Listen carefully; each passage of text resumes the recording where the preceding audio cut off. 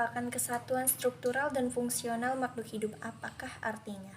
Sebagai unit struktural, setiap makhluk hidup tersusun dari sel-sel. Sementara sebagai fungsional, berarti semua fungsi-fungsi kehidupan berlangsung di dalam sel.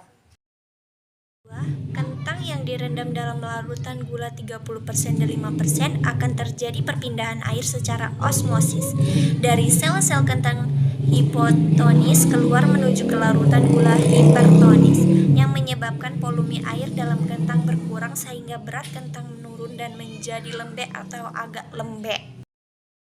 Proses difusi juga dapat terjadi ketika Anda melarutkan pewarna makanan ke dalam air hingga warna dapat menyebar pada media air. Sementara itu, contoh proses osmosis terjadi ketika sel darah merah dalam tubuh yang membengkak saat terkena air tawar. Jaringan epitel adalah jaringan yang menutupi rongga dan permukaan organ tubuh. Sel epitel membantu melindungi atau menutup organ. Jaringan epitel memiliki ukuran dan bentuk yang berbeda. Sebagian besar jaringan epitel menghasilkan lendir atau sreksi.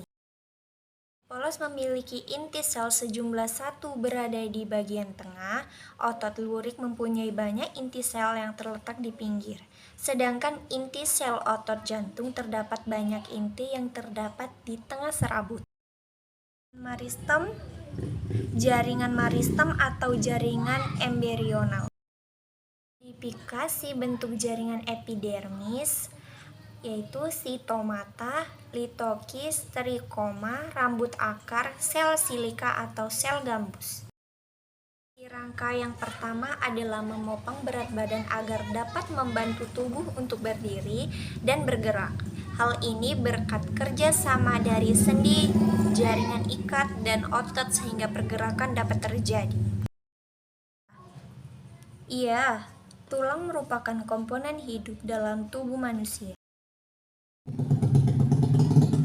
Berdasarkan arah geraknya ada beberapa macam sendi yaitu pelana, sendi geser, contoh dan sendi ini adalah sendi pada ruas tulang belakang. Hinggel, sendi engsel, condylai, sendi gulung, pinot, sendi putar, ball and socket, sendi peluru, sandal, sendi pelana.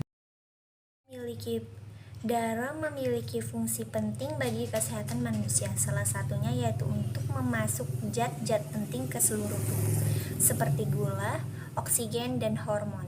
Tidak hanya itu, darah juga menghilangkan limbah dari sel-sel di dalam tubuh. Ini merupakan bagian sistematik pembekuan darah.